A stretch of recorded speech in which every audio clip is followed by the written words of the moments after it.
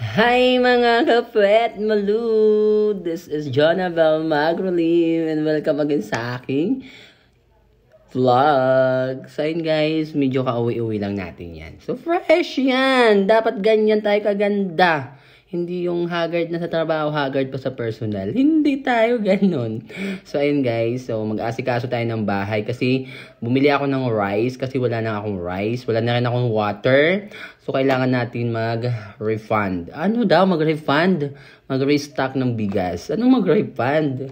Hindi tayo magre-refund para kang etchoserang pala ka. So, ayun, bumili na ako ng bigas. Good for 2 years. Hindi 2 years yan. Wala pang 2 araw yan. So, simple ako lang naman mag-isa. Bumili ako ng 2 kilo. So, mga 2 days ko yan. Or mga siguro 3 days pala or 4 days.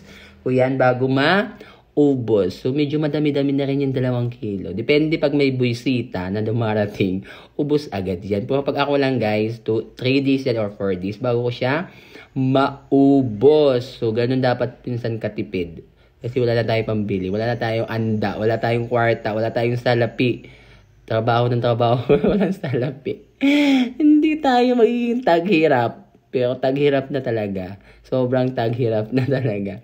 So, ayun guys, no, asikaso muna tayo ng ating dapat asikasuhin. Ano daw? Dapat asikasuhin sa bahay.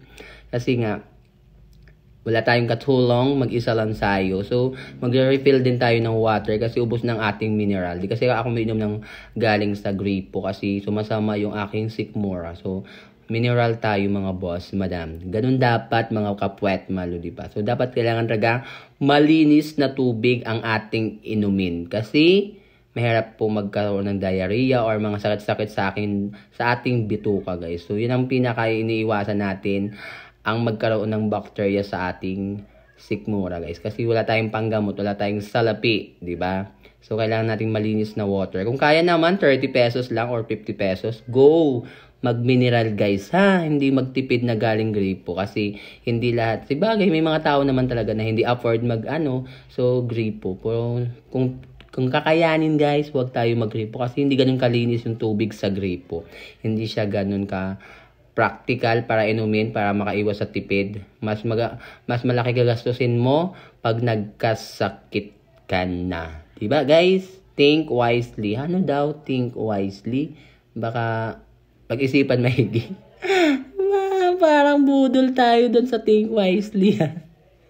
So ayun guys, nagtayo. Sobrang init nga sa Cambodia. Mainit dito sa Cambodia, sobra. Kung alam nyo lang.